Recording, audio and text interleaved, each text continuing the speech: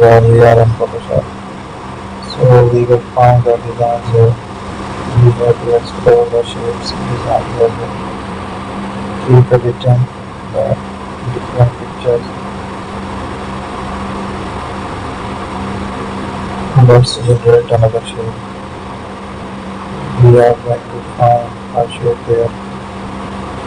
Also add some designs here. We are going to find it.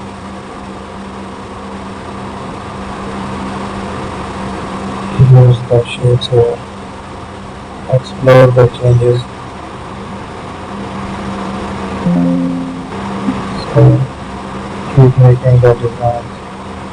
Explore the